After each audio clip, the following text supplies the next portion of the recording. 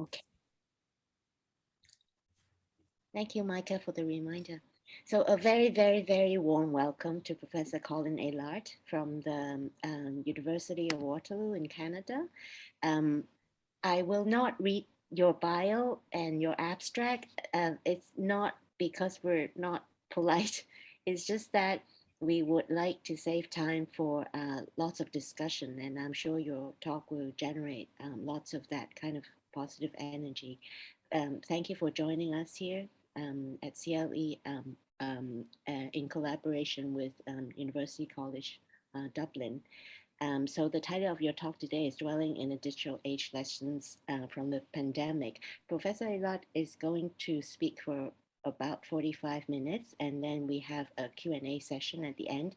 So for those of you who'd like to ask questions, please either use the raise hand function, which is at the bottom bar of your screen, or you could just wave, and I'll try my best to look at all the screens in the gallery mode. And please just shout if I don't notice you. Okay, thank you very much for being accommodating, and Professor Ellard, to you. Thank you. Thank you. Great. Okay.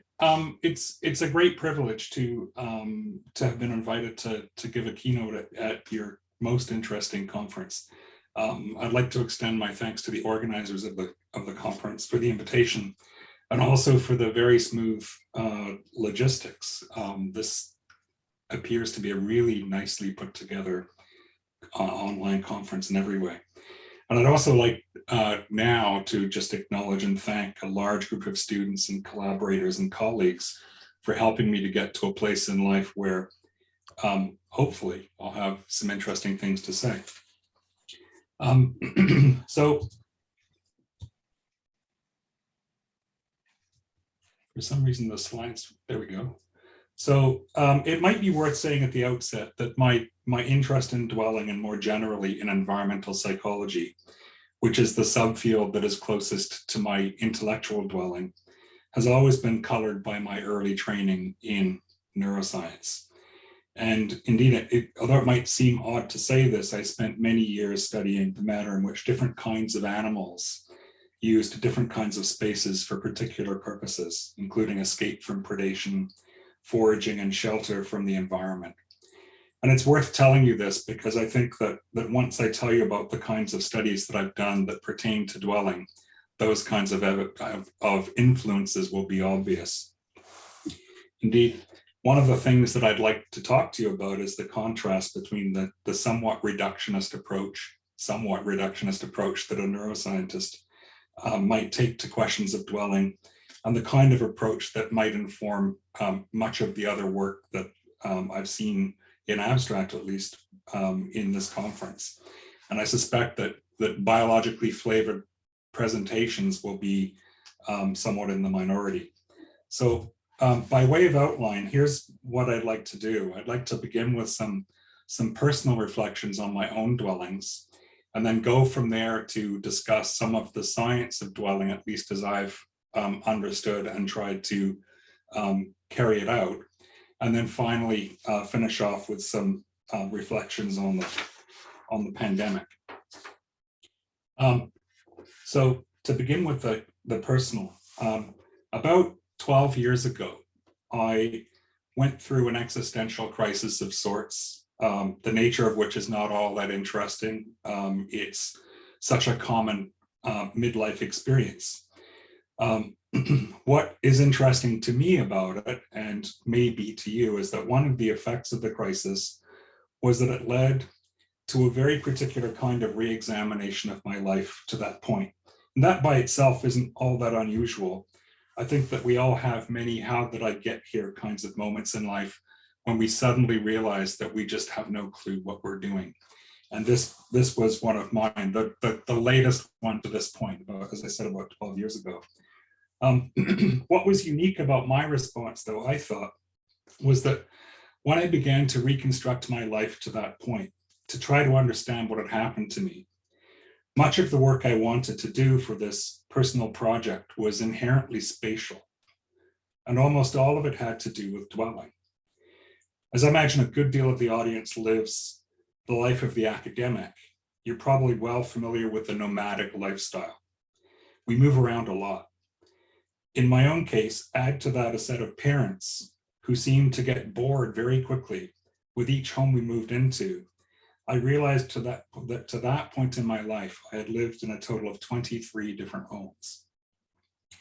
Informal comparisons with friends and acquaintances suggested to me that I might be a little bit over the average in that respect. And I had suspicions that the shape of my life had been very much influenced by those travels that I'd taken, as I'll show you, pretty much from the day that I was born. And I'll always remember, this is an odd kind of recollection, but I remember sitting in I think it was a dentist's waiting room, and I was reading a magazine that had an article about Canadian writers. And one of the writers, I'm not even 100% sure that it was him, but I'm pretty sure it was Rohinton Mistry, who is a well-known Canadian author, who talked about the phenomenon of migration. And he said that when you emigrate from one culture to another, there's a sense in which you end up in kind of a state of rootlessness. You never really know where home is. You never identify a particular place with home. And that really struck a chord with me, and I think motivated not only my personal reflections, but eventually the science that I've tried to do. So what I decided to do was to embark on kind of an ambitious adventure, a pilgrimage, to try to revisit every single home that I'd ever lived in. The first two homes were in England. My first home was here in Stevenage, Newtown. This was one of the new towns built after World War II, north of London, to provide housing alternatives to people from blighted or bombed out areas of London. And my father, having been a soldier in the British Army in World War II, came back, of course, in 45, and was given help to establish a homestead, et cetera, et cetera. From there, and still at a very young age, I moved to a place called Chingford, which is here. It borders on Epping Forest. It's again, it's a little closer to the city of London, but it's still very much on the outskirts in Greater London. It borders on Epping Forest. I remember spending a lot of time there as a young boy, picnics, playing cricket, romping around with my dad. In 2011, I wrote letters to the unknown occupants of those two addresses. I'd had no contact with either of these places since I'd left, and I left the Chingford address at the age of 7 and emigrated to Canada. To my disappointment, there was no reply to the letter that I wrote to the Stevenage address where I was born, but I did receive a lovely letter back from an elderly couple in Chingford who, to my astonishment, were the people who had purchased the house from my parents, and they had lived their entire lives there. They told me that they remembered seeing me playing in the back garden of the house when they came to look at it to buy it. In 2012, I made my visit to London, and I was delighted to find that the residents of the Stevenage home, where I was born, even though they hadn't replied to the letter, were completely prepared for my visit. They even had a copy of one of my books sitting on a table in the living room. They welcomed my wife and I with a fiery curry lunch and didn't hesitate to let us wander through the rooms of the house, where I was actually able to spend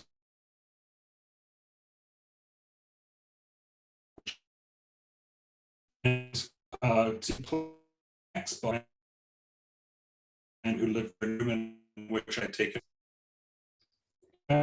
families might maintain possession of it for generations. And I know people like this, and I'm sure you do too. An experience like this might be run of the mill, but for a wanderer like me, this was a magnificent and unexpected event. I'm not sure that it helped me to solve the conundrum of my disordered life, except that it helped to reinforce what up to then had been nothing more than an intellectual truth. I'd actually come from somewhere. I did have roots. The evidence was before me. I was standing in it.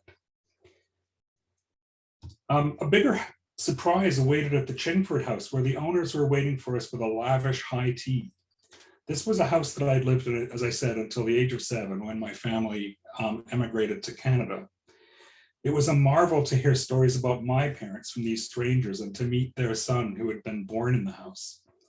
The lady of the house was able to show me fixtures that had remained in place since the days when I lived there, because she said that she liked my mother's taste.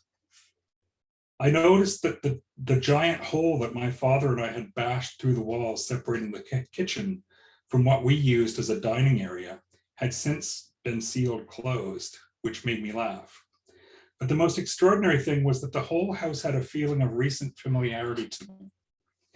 And it didn't take me long to realize that the reason for this was that the layout of the house, the pattern of connections between rooms on both the main floor living areas and the upstairs bedrooms, was virtually identical with the house where I've lived for the last 10 years, the longest time that I've lived anywhere since I was born.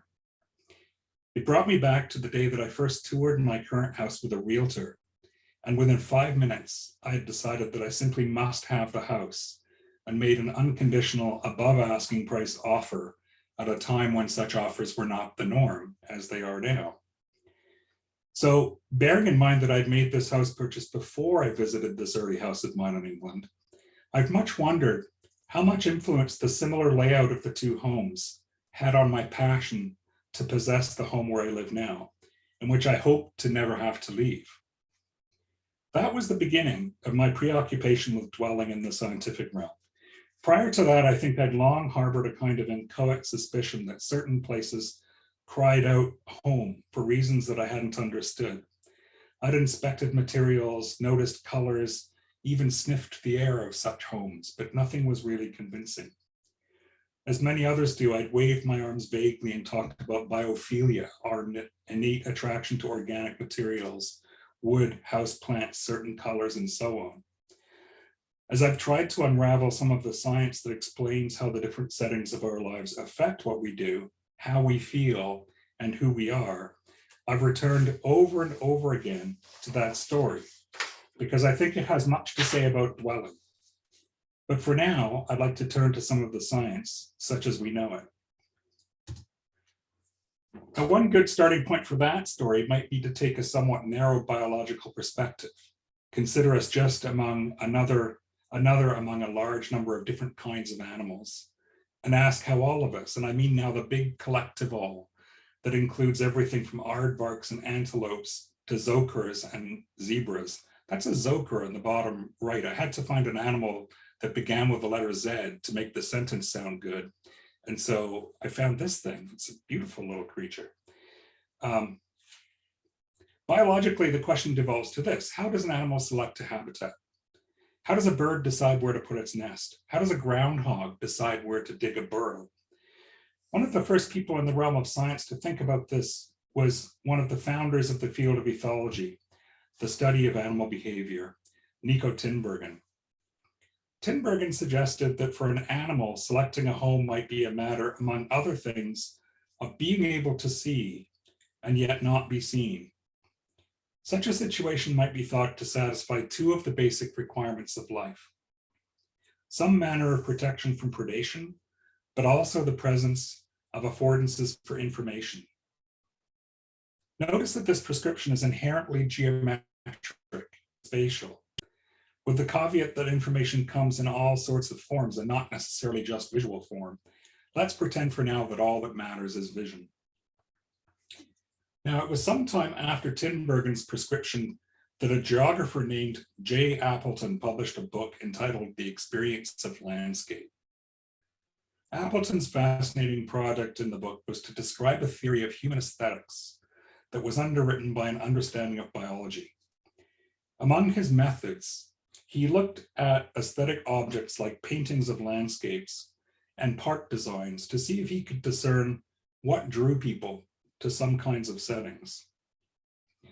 With explicit, with explicit acknowledgement to the work of Tinbergen, Appleton described what he called the duality of prospect and refuge. People, he said, like to be in locations where, just like animals, they can see, that's prospect, but if not invisible, at least be shielded from surprises, and that's refuge. The theory of prospect and refuge has enjoyed remarkably wide application since Appleton's work. I've seen descriptions of everything from the perennial popularity of wing-back chairs to the layout of golf courses described using Appleton's framework. And more obvious examples abound. Look at the way that any outdoor public space is populated, and you'll see that the margins of the space are most popular. Look at the way that people inhabit indoor spaces like bars or restaurants, where they can self-select seating, and you'll see the same thing. Appleton's argument, and I think there's probably some merit to this, is that the reason for these patterns is inherently biological. We may not always have to worry about being surprised by predators while in a public square or a bar, although it does happen, but the imprint of such preferences may run deep and be more or less inescapable. To turn back to my own tortured autobiography again for a second, I'll say that when I first learned about these ideas, I began to scrutinize my own choices of seating in the home that I was living in at the time. My placement of furniture, and even the placement of a few walls. I seem to have inherited my father's interest in knocking down walls and putting up new ones.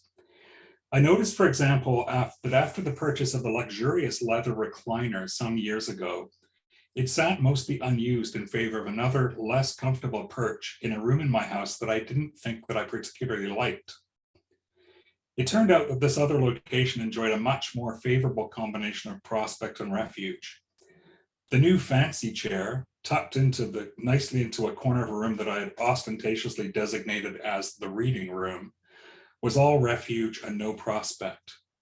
The old chair, which I found myself using much more often, had fantastic prospect, revealing windows, a side door, and viewpoints into several other rooms, but lower refuge other than the fact that the chair was backed up against a wall. But that seems to have been enough. So to summarize for a moment, then it turns out that at least according to geographers like Appleton and zoologists like Tinbergen, there are geometric variables at play in accounting for our preferences for certain kinds of locations. But much of this thinking has been applied to wide-scale geographic spaces. What about the interior spaces of our lives? And also, how do we go about conducting experiments on such spaces? What are the variables? What are the tools? How do we do the science, in other words?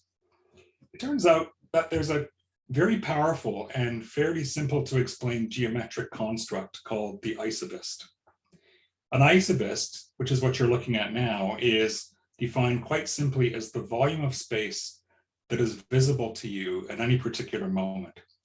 Wherever you are right now, assuming that at least some part of the world is visible, you're in the middle of an isobist. The diagram should make the idea clear. The boundaries of the isobist are formed by whatever opaque barriers interfere with your viewpoint off to infinity in any direction. And notice as well, looking at this diagram, that as you move around in a space, the locations of those boundaries with respect to you move around as well. We'll return to this idea in a bit, but for now be warned that as soon as you start thinking about your personal isobists, it's easy to become slightly obsessed, as I am, with noticing how they're constantly shifting around as you walk, drive, ride, and so on. Now, let's go back and consider my example of my reading chair, and the difference between the isobists for the two locations is now abundantly and geometrically clear. The new chair in my so-called reading room, as you can see, enjoys a lot of refuge and little prospect. And as I said before, the old chair in my less favored, noisy, busy room had a very interesting isobist shape, which gave affordance for lots of, but also still some refuge. So now we have a kind of geometric measure of the volume of space around us. What can we do with it? Well, we can do all kinds of crazy things, beginning with simple stuff like measuring the size of an isobist, its volume, the length of its perimeter. We can look at fancier properties like convexity, something called jaggedness, which is the number of changes in direction in the boundary of the isovist, and so on. Where this starts to get really interesting is when we start to try to measure the psychological effects of being in spaces with different types of isovist properties. For example, the property of jaggedness that I just mentioned correlates with impressions of complexity of a space. Another property which has to do with the proportion of occlusive edges. So again, remember, this is the isovist. So the occlusive edges here are the edges that are formed by barriers to visibility of the objects. That's a little bit obscure and not well explained. What I mean is that imagine that you're at the center of this diagram and you're looking out. There clearly is an array of objects that block vision, but in some cases you can actually see the boundary of visibility at the edge of the object. And in other cases, I'm not sure if you can see my cursor, but for example, this line is an occlusive edge because you can't see here by virtue of the object that's here. I hope that's at least halfway clear. So that property of proportion of occlusive edges has to do with what environmental psychologists call mystery. And we all understand intuitively what mystery is. It's the tendency for a scene to invite you into the promise, into it with the promise of more information to be gained just around the next occluding edge. So I'm sure that everyone has been in a situation where you've been drawn into a trail like this or a cityscape because you just have to see what's around the next corner. That's mystery. Now, as a way of exploring all of this, Jan Wiener and Gerard Franz, in a study conducted some time ago, designed a set of quite sparse environments in virtual reality, meant to simulate views of an art gallery interior. Art gallery spaces are lovely for this kind of work because our expectations for how the syntax of the space might read are quite generously liberal. In other words, a wide variety of configurations, as you can see in the figure, look much like something that you'd expect to see in an actual gallery. So this means that it's a nice context to explore the impact of variation in geometry on aesthetic properties in a relatively neutral kind of situation. And this next figure, you can see there's a ton of detail here, but the main thing to draw your attention to is that what's being shown here is the relationships that were measured between isovist properties. So each one of these sets of histograms represents one isovist property, and then a series of rating categories which pertain to the aesthetic response to that particular layout. So the main thing is that there were systematic effects of variation in isovist properties on aesthetic assessment. In other words, the shape of the space influenced the appraisals of the observers. To pick out one example, notice that there is a negative relationship between jaggedness and pleasingness. For another, notice the positive relationship between revelation coefficient, so-called, and interest and complexity. Revelation coefficient has to do with the degree to which the nature of an isovist changes as you move around, as I showed you on a previous slide. In later work using a statistical method called factor analysis, the same working group was able to show that there was a general clustering of isovist variables that one could relate to prospect and refuge. Again, solidifying Appleton's argument that these geometric properties had a connection with human preference, and also that we could expect to see such preferences expressed in interior settings, even virtual ones. Now, art galleries are not usually considered dwellings, so it's worth asking the question whether any of these kinds of findings might extend to dwellings. Long ago now, we embarked on a study that I'm embarrassed to say is still somewhat unfinished, because at the time we started, the technical requirements of the study were a bit beyond what was practical for us to try to accomplish in our lab. But I'll tell you what we did and what we found, because I think it does lend some insight into the psychology of dwelling spaces. For this study, conducted in collaboration with architects Thomas Seebohm and Justin Perdue, we designed several richly rendered architectural spaces, some screenshots from which you're looking at now.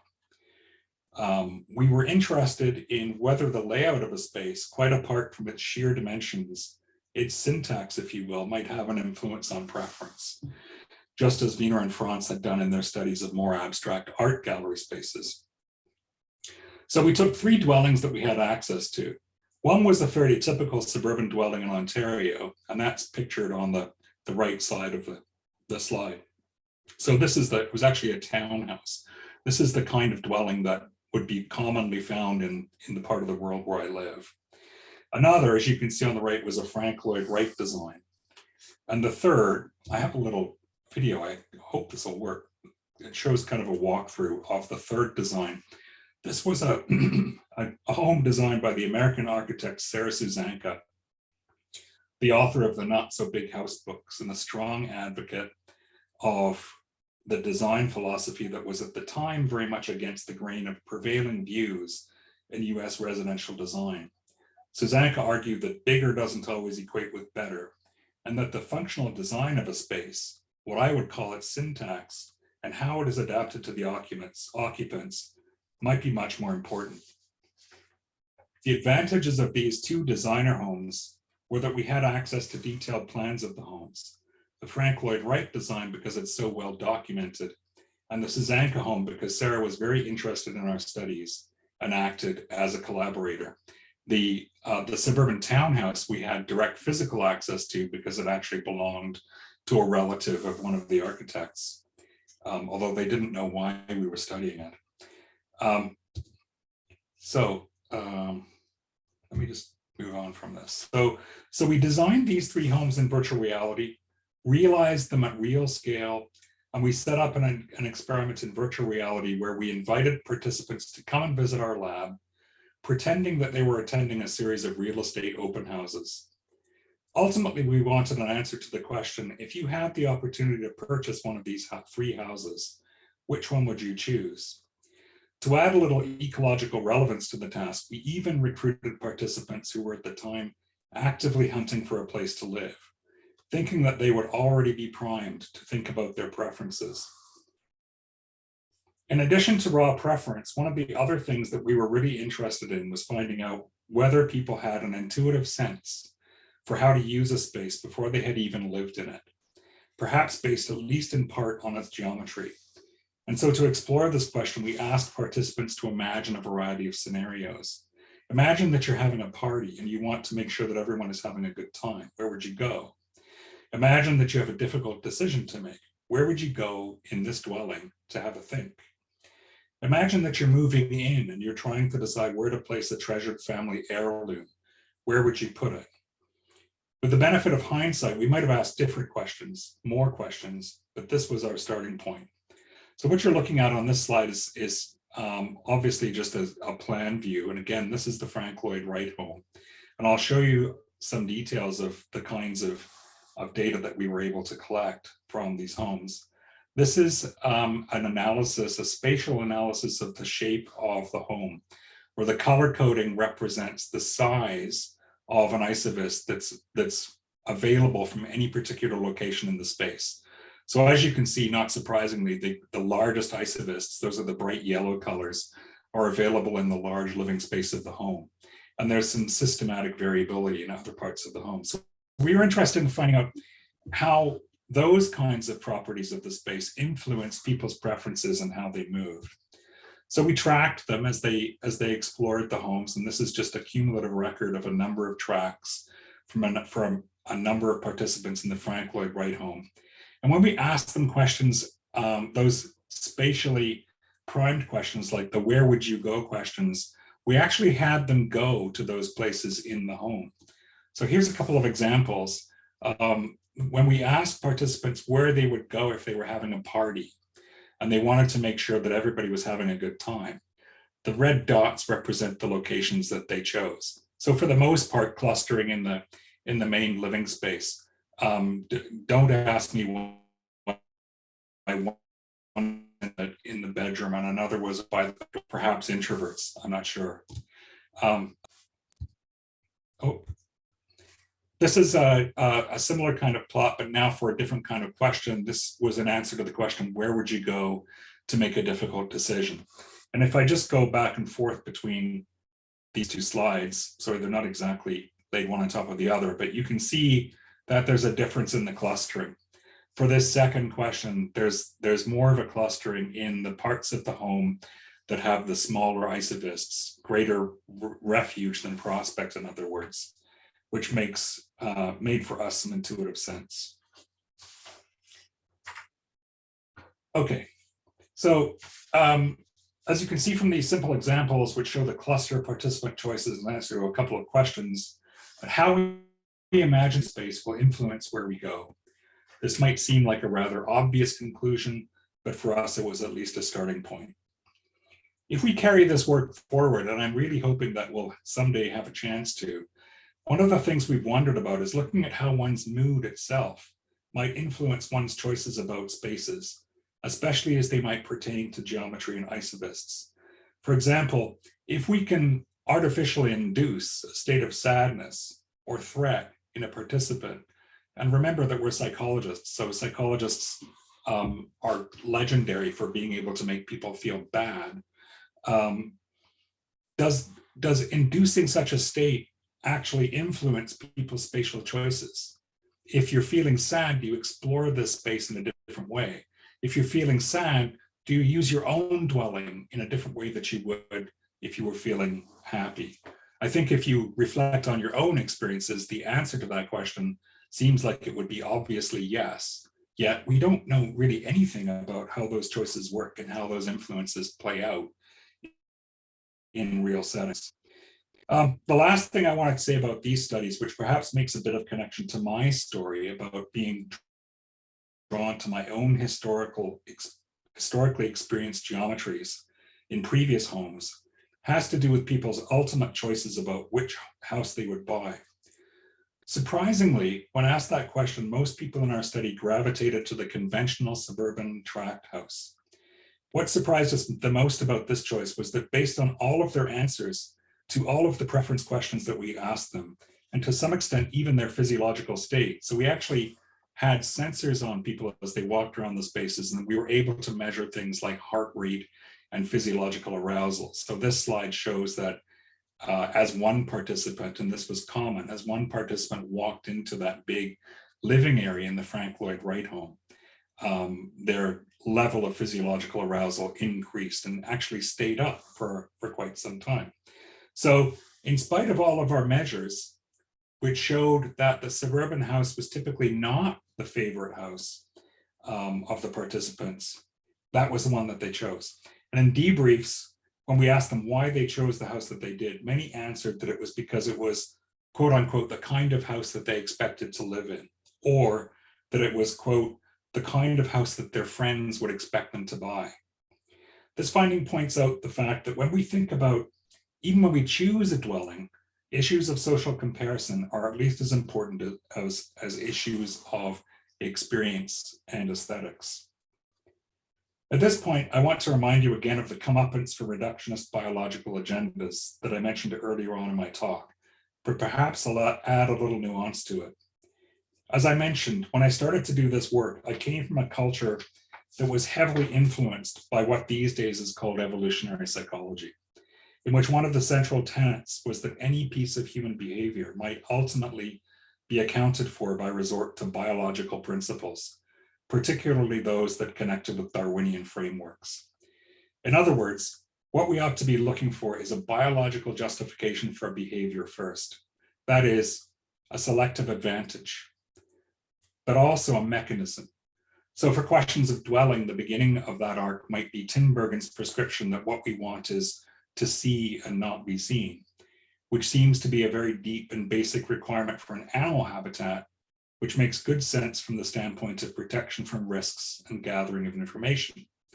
From there, we might look for a proximate mechanism, which in this case might have to do with what seems like a pretty deeply rooted ability to process information related to isovist shape. And a reminder here that barely scratch the surface of what we know about human ability to process this kind of information. And then finally, if we wanted to, we could also look at implementation at the level of the brain. I could go on quite a long tangent here about this, but you'll probably be pleased to hear that I won't. I think it's exactly that, a tangent to the story. So I'll just let it rest by asking you to take it on trust that there is an implementation story for much of what I've been saying about our relationship with dwelling spaces. All of this is well enough until we start doing two things. One is examining our own lived experience, which even in my own case suggests that what attracts me to places is not just a matter of my biological heritage, but also of my history, memories, and culture.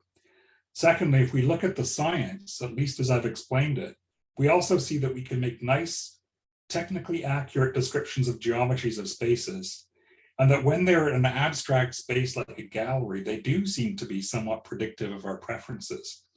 But once we put those spaces in a different kind of context, the richly nuanced set of meanings of dwelling take over.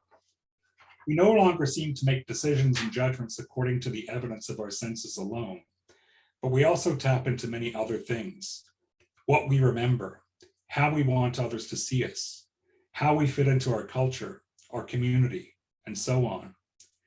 Note that I'm not suggesting that it's impossible for there to be another kind of reductionist program that could account for much of this in terms of evolution, selective advantage, adaptation, and so on.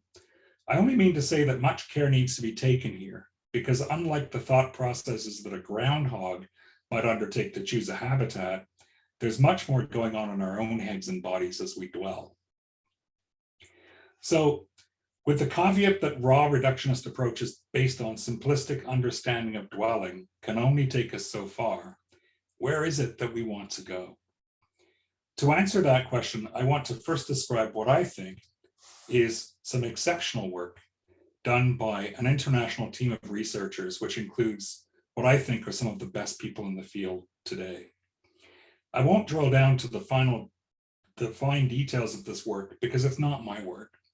And I'm not the best person to describe it, but I will say a few things about the methods and findings of the research. In a nutshell, what the authors did was to present participants with a large set of images of architectural interiors that varied parametrically along three simple dimensions: ceiling height, enclosure, and curvature or geometric contour. But within those three dimensions, there was a large range of different kinds of settings taken from an architectural database of photographs. Participants were shown images, one after another, and asked them to rate them on a large number of dimensions using questions like these. So this again is taken from the Coburn paper. Participants were given prompts like, this room looks like something, or this room makes me feel something. If I saw this room, I'd something. And then they were asked to give a response based on the anchors that you see on the right side of the slide.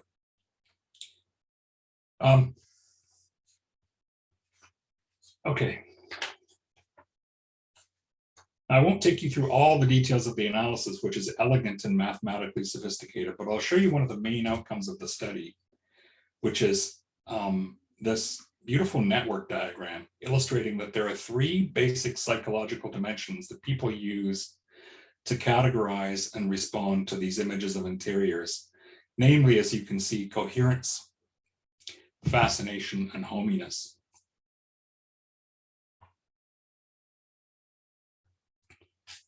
Two of these factors, coherence and fascination, have been much discussed before. Roughly, coherence refers to the extent to which a setting makes sense to us. It's ordered, not too chaotic. Things seem to be where one would expect them to be. Fascination refers largely to complexity, and there's a long history of research in this area, showing that we generally respond positively to an intermediate level of complexity in settings. But the third factor, the one at the top, hominess, is an entirely new dimension. And if you look at the attributes that make for hominess, you'll see that they include categories such as naturalness, but also personalness, comfort, and relaxation. I won't delve into the final details of, wow, this is much. Okay, I'll talk a little faster. Thank you. I won't delve into the final details, but I will mention that there was even some examination of implementation in this paper in the form of brain imaging.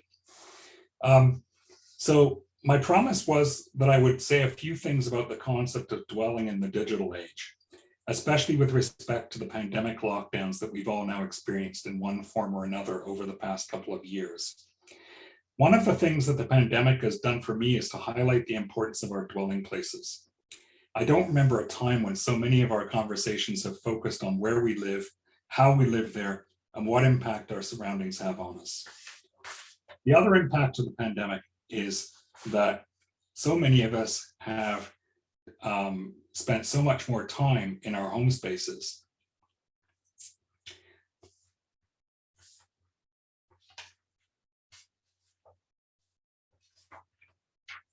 Sorry, I lost my place. I'm getting stressed because of the time. I'll pull it back together. Now that the pandemic seems as though it may be subsiding a bit, or at least becoming another sad fact of modern existence that we have to cope with, we're thinking about our futures, and in many cases imagining some kind of new hybrid existence where we both spend much more time at home and also reflect more on the meanings of home. I think that this is all interesting and of course not entirely negative, but at the same time, it's important for us to recognize that there are ways in which the electronically mediated life of the hermit is not going to work for us in the long term. I think that to some degree, the failings of that way of life have taken many of us a bit by surprise. And the surprise itself is something that interests me a great deal. I'm not sure whether I have time, I don't think I will, to get through all of this material, but I'll make a start. First, with respect to our dwelling place, I have a little bit of research from my lab to describe to you. This is not my lab, this is actually my dwelling place. This is the place where I spend, goodness, I wouldn't even like to tell you how many hours I've spent in this room. It's where I'm sitting right now over the last couple of years. The work that I'll describe to you though is the work of my graduate student, Jatish Srikantharaja, who, like so many research students, had to find a way to shift gears when our lab closed to in-person research. What Jatish and I decided to do was to explore the psychology of the dwelling place, focusing on student experiences, as there was a lot of evidence that our students were struggling quite a bit with the ordeal of online learning, especially when the teaching was done by those of us who had to suddenly switch our means of delivery of content. Hateful phrase that is, I know. So we took a pretty decent sample of students. As you can see, we asked questions to 400 students. We settled on a final sample of 245. We asked them questions about where they lived, worked, and found recreation. And in most cases, those were all the very same place. We asked students questions about their social lives, their productivity habits, and their well-being. Our interest was in whether we could discern any relationships among those things. One way of thinking about this work was that it represented, in a way, a more ecological continuation of the work of Coburn's team that I just described to you. In Coburn's case, we saw a nicely controlled study that depended on a set of well-calibrated images. We went into the wild. We gave up on control of our settings in the interest of ecological validity. We went after our student sample where they lived, literally. So again, you can see some details of the sample. Again, this is a really busy slide, but I've summarized the conclusions of the main findings from the study on the right side of the slide. We found that higher prospect in the form of spaciousness and views of the outside increased productivity, that social isolation was associated with perceptions of interior architecture, and that perceptions of activity outside was associated with increased coziness. So I find these second and third findings quite interesting and resonant of some of the things that I said earlier about our studies of people in virtual dwelling spaces. Because to me, what they suggest is that just as with that work, how we view a dwelling space is influenced not just by that island of space, that interior, but it's very much contingent on the larger context, the larger space in which the dwelling resides. So just as when people to favorite dwelling space from VR, they were thinking not necessarily about that space, they were thinking about everything else that that a dwelling space would ultimately mean to them, especially their social relationships. And the same thing seems to be true here. So I'm going to skip. There's the title. The slides are up. The title of the paper is here. I'll just say that this is a really interesting paper about the potential long-term effects of doing what we're all doing right now, which is spending a lot of our lives in Zoom meetings. But I don't have time to go through all of this. I'll just skip to the conclusions and say this, that what I've tried to convey is that some aspects of our psychological relationship with dwelling seem to be related to our biology, but that a full understanding of the psychology of dwelling requires consideration of these broader contexts, as I've just said, spatial or otherwise, broader contexts at home. And that during the pandemic, we spent much more time dwelling in dwelling places, and that those relationships may have heightened. So we might reasonably expect to see a heightened sensitivity to variables that relate to the size, shape, and appearance of our dwelling spaces that might otherwise normally have been the case. It's hard to know because, of course, we can't go back to the pre-pandemic time. And I suspect it's going to take a really long time, if ever, before in our lives, before the influence of what happened to us in the pandemic dies away. And the final conclusion, which relates to that last little piece of research on depersonalization, which some of you might have experienced, and feel free to ask me about that in questions. The conclusion being that assuming that we can lead healthy, adaptive work and social lives from our dwellings, as we've been trying to do now for quite some time, may not be such a great idea in the long term. Thank you. Thank you so much, Professor Ellard. I guess this point of heightened sensitivity, we all are to time, but then we can still work well with that limit, I guess. Thank you so much for accommodating this time. Would you mind stopping the sharing, Professor Ellard, so that we could have everybody in the gallery and we could start our discussion? Thank you so much. And please feel free to use the chat room if you would like to write up your question, or feel free to raise your hand and then speak. Would anyone like to start? Naomi, I see your hand. Sorry, I'm always the first one, but if anybody else wants to. There were a couple of things that I wanted to one thing I wanted to ask, and one odd observation I just wanted to put in. When you said that you chose your current house, or you warmed to that house particularly because it had the layout that was the same as your childhood house, is that because it was your childhood house, or because there was something about the layout in both cases that was attractive in the terms that you've set up about the isovists and so on? And the other thing was just an observation. I noticed once when house hunting, and it's quite a few years ago, that in Britain in the 50s, there was a habit of making kitchens not have proper windows. And I remember this because it reminded me of my poor mother, who was in the kitchen quite a lot, as women were when they worked at home and didn't go out to work. And she had minimal prospect, your term.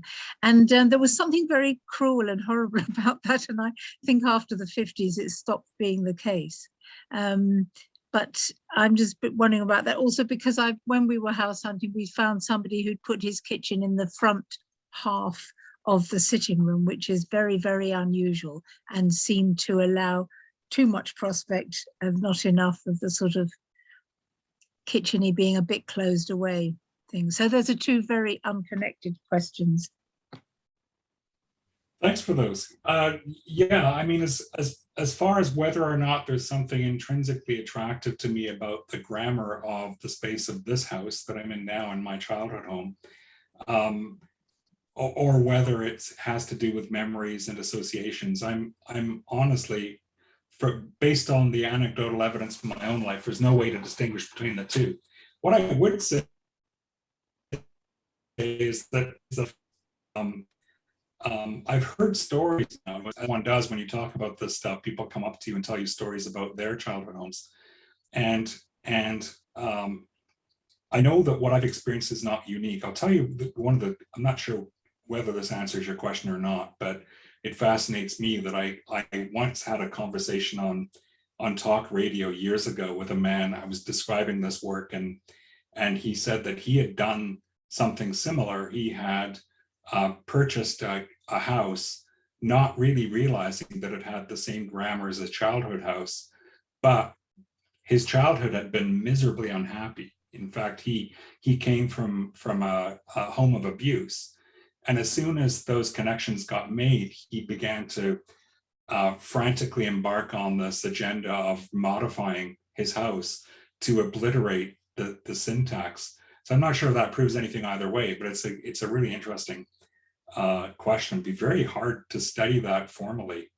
Your other question about kitchens, also very interesting. The kitchen in my childhood house and the kitchen here similarly, it's in both cases, they're probably the least satisfactory part of the house for the reason that you're describing.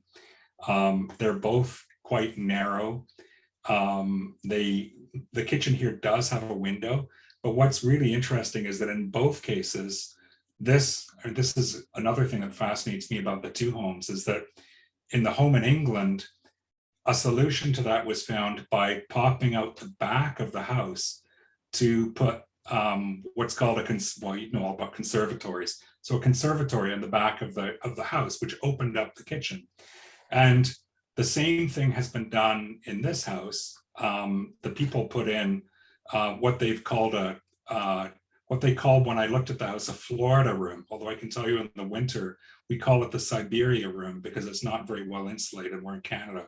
But I wonder again whether in part that was a response to the same issue. And I don't know a lot about the history of kitchens, but I think that part of their evolution was exactly as you described, that there was a time when cooking was the domain almost entirely of women. In well-off families, it was the domain of the help rather than the family. And aesthetics were not really a primary concern at all. And now, of course, things are very different. I don't know. I'm just going to venture and say this. I think, maybe part of what's responsible for the change is that now suddenly many more men are interested in cooking than before, because it's become. I'm going to stop there before I get into some contentious realms. But kitchens are different than they were when these houses were built. That's for sure. Thanks. That's a really interesting reflection and question. Thanks, Naomi. Thank you, Naomi. I see Nicole Rudolph's hand, please. Thank you for calling me. Thank you for this fascinating talk. I've really loved it from the beginning to the end.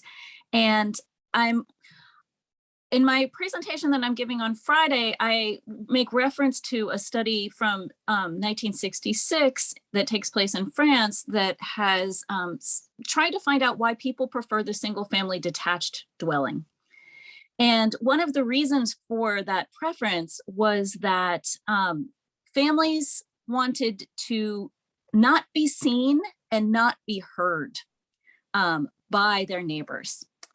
And that relates to kind of certain archetypal feelings, I think, about autonomy within the home, and a person's home is their castle. But I'm wondering if you can maybe shed some light from either the evolutionary biology point of view or the psychology point of view about how autonomy might, as a value or a goal, might connect to the refuge, right? Or the need to see. So I'm trying to figure out how the social value of autonomy might have antecedents in evolutionary biology or not. That's a fascinating question. It probably would take me a long time and a long, hard think to give you a really good answer to that. But you've certainly got some wheels turning. I mean, I think yes. Virtually everything that I know about how people whatever scale, most of my work is at urban scale and not on interiors, but there as well, one of the critical things for people is that we like to have control, which is related to autonomy, right?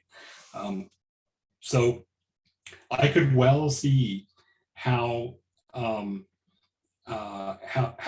ideas about refuge, even biologically based ideas, might play into that kind of script about autonomy.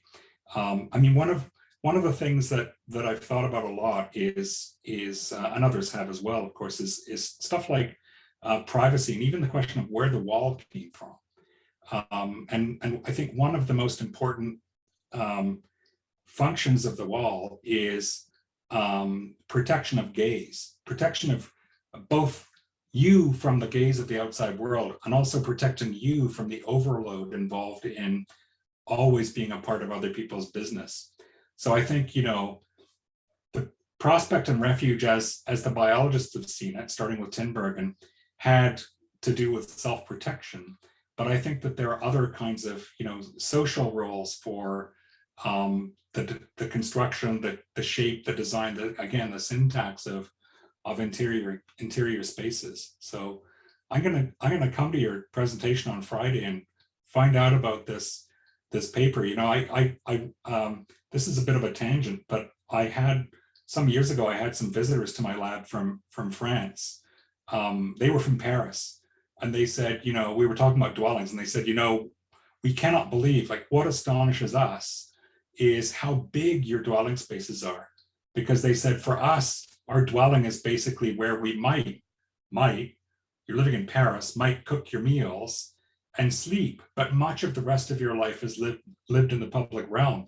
So why do you have all of these expensive to heat and maintain massive dwellings? But that, you know, may be specific to a very urban area in a country.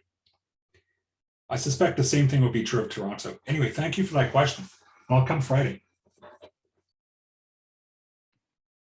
Thank you. Yes. Oh, I'm sorry. Please speak up. Can you teach me how to pronounce your name? Australia? Thank you. The short version is Orshi. Thank you. Thank you very much. Thank you so much for this incredible talk, Professor Ellard.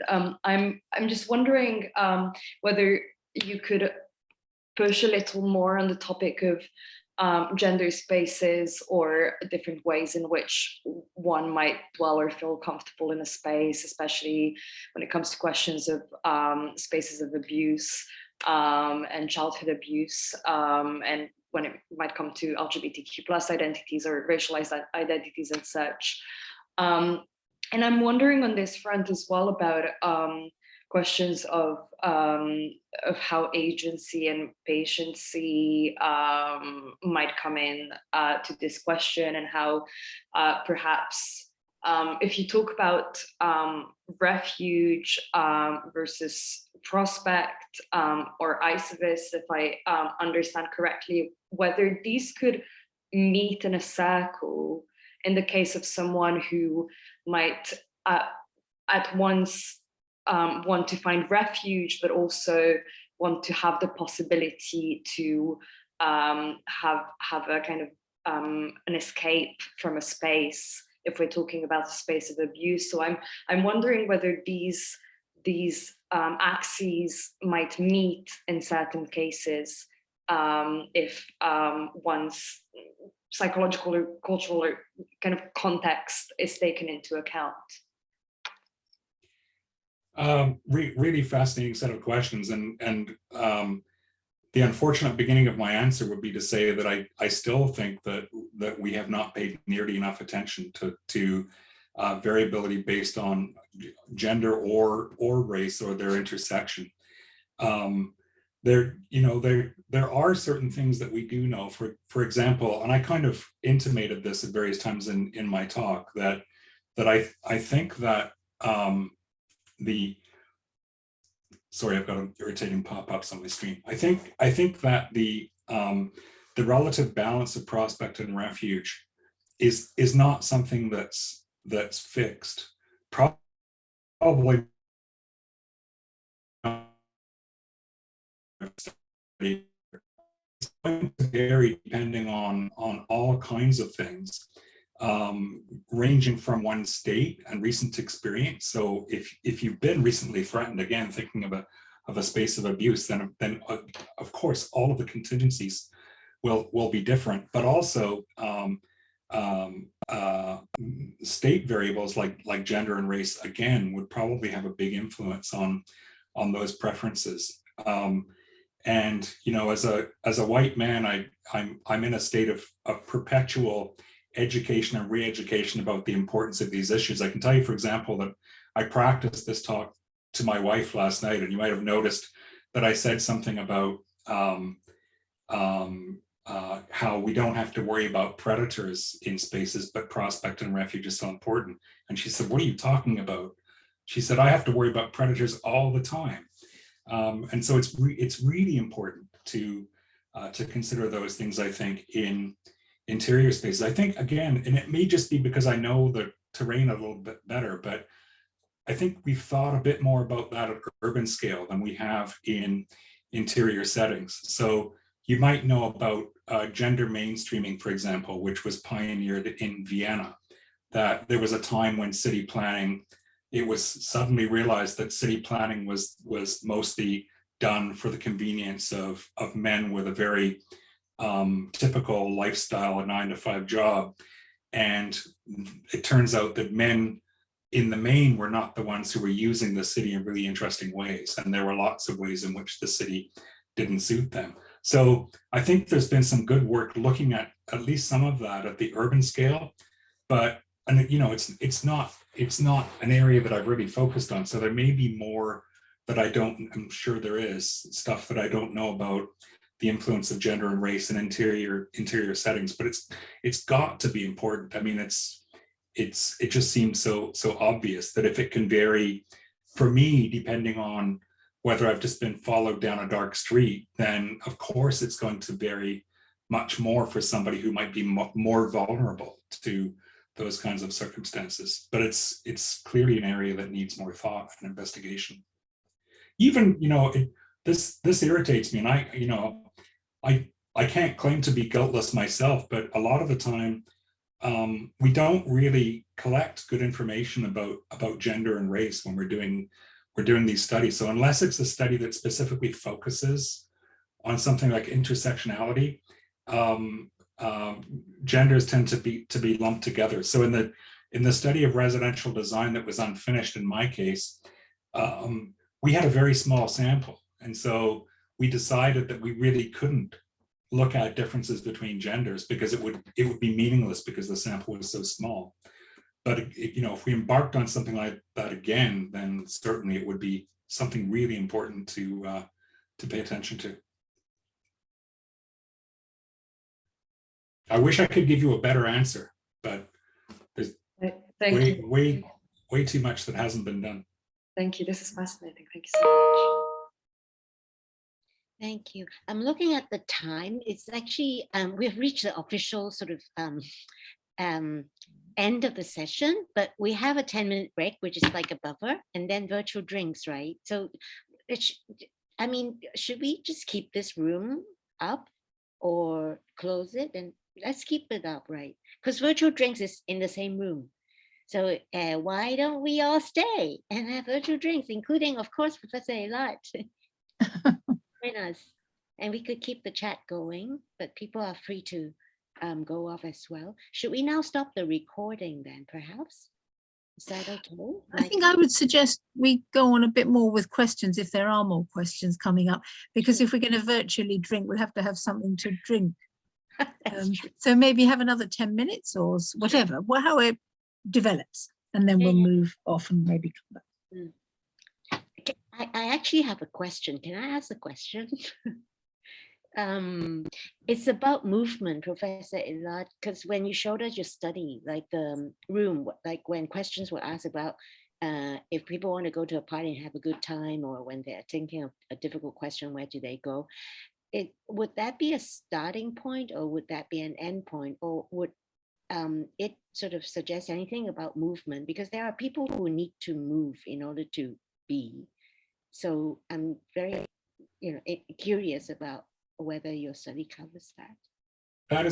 That is such a great question. I'll tell you. I'll make a deep and embarrassing confession here that I have been trying to get funding to ask exactly those kinds of questions now.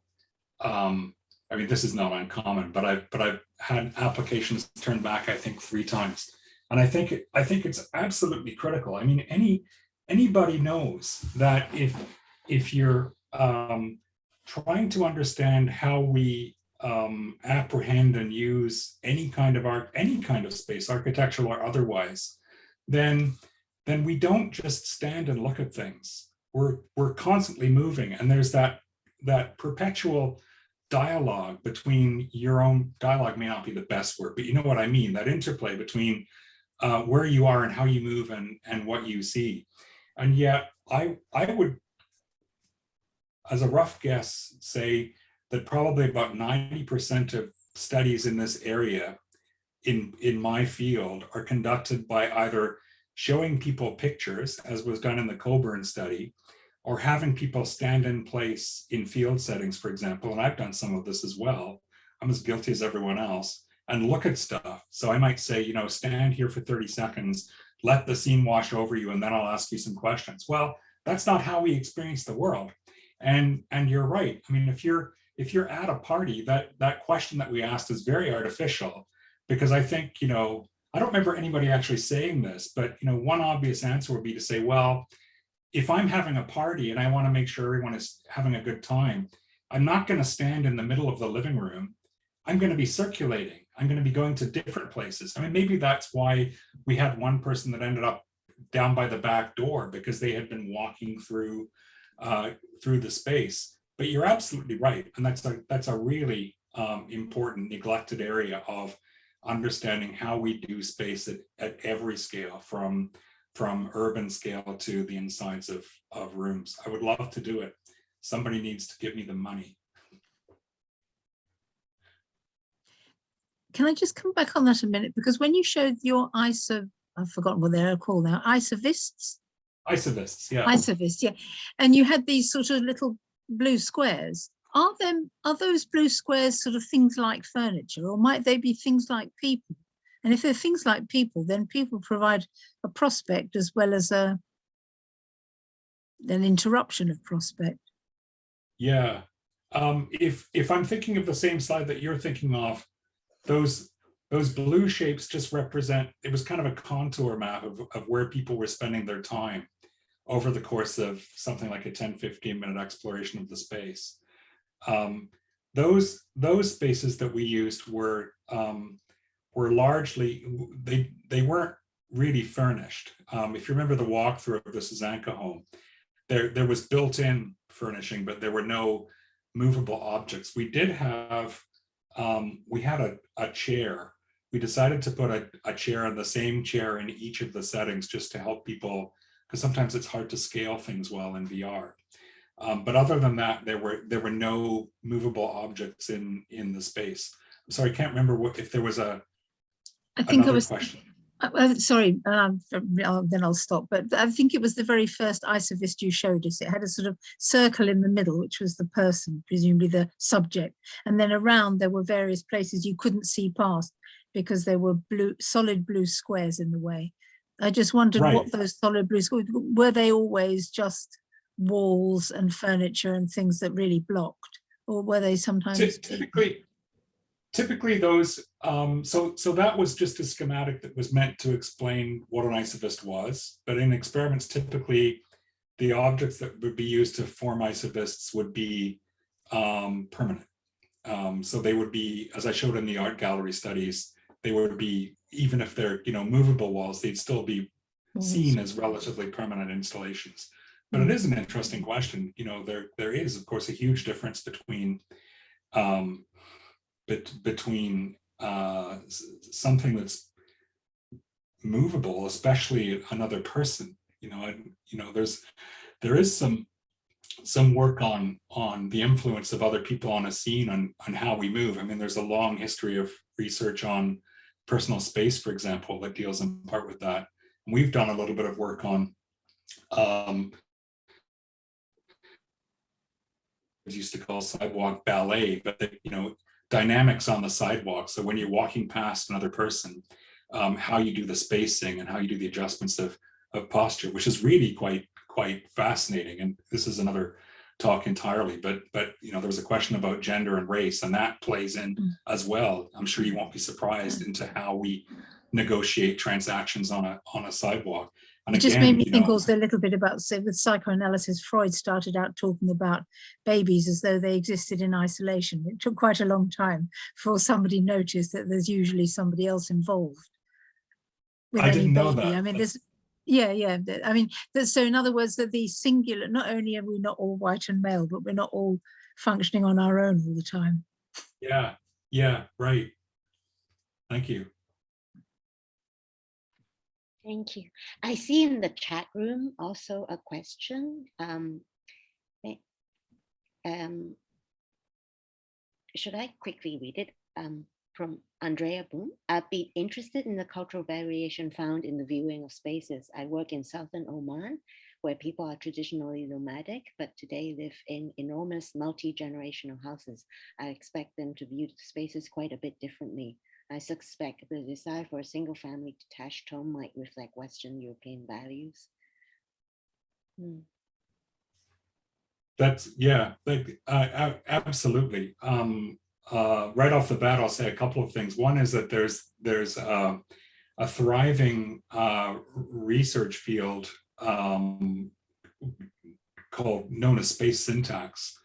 And there's a rich vein of research in the field of space syntax, which looks at exactly those kinds of culture and gender-based variations in how spaces, including residential spaces, are designed.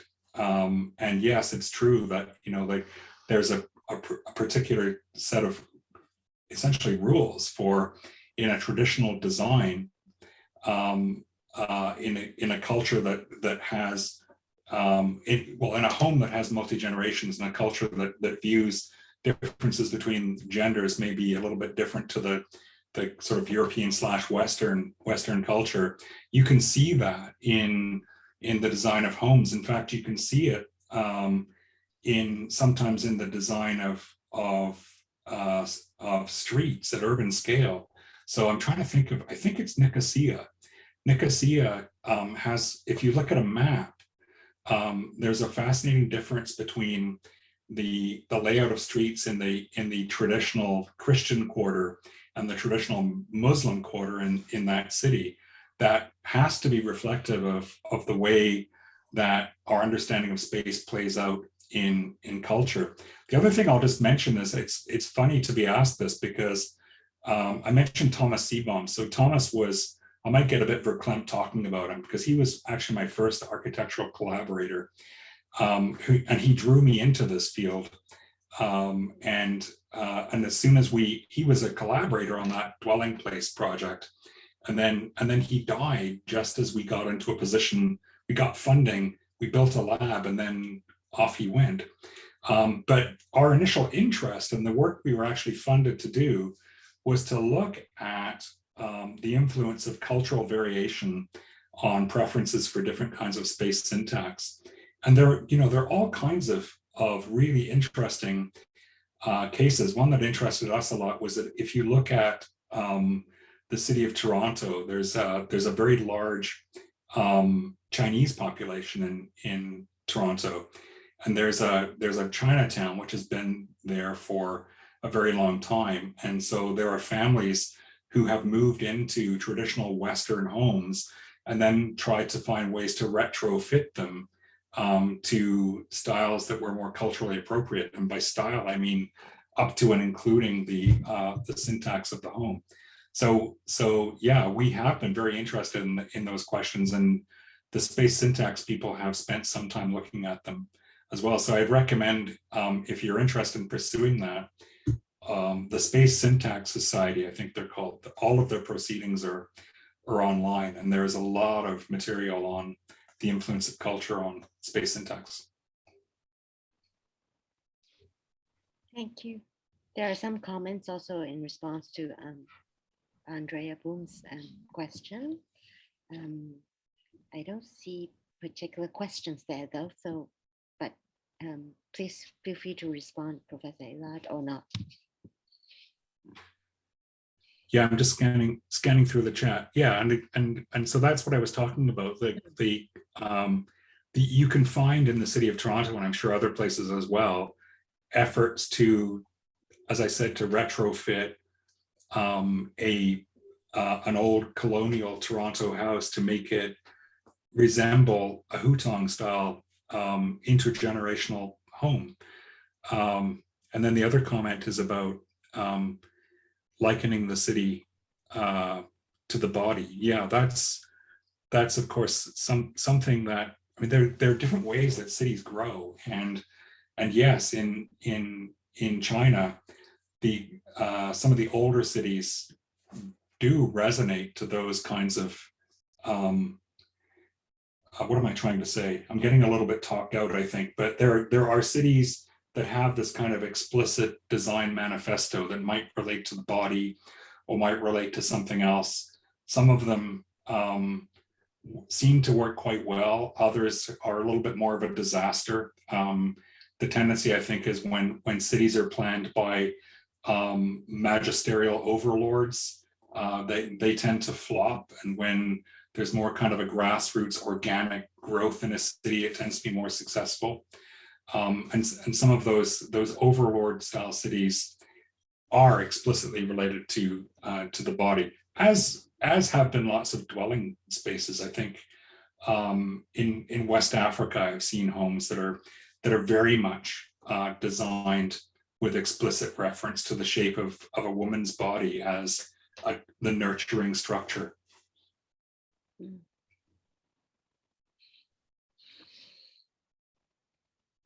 Do we have more questions? Thank you, Professor Ellard.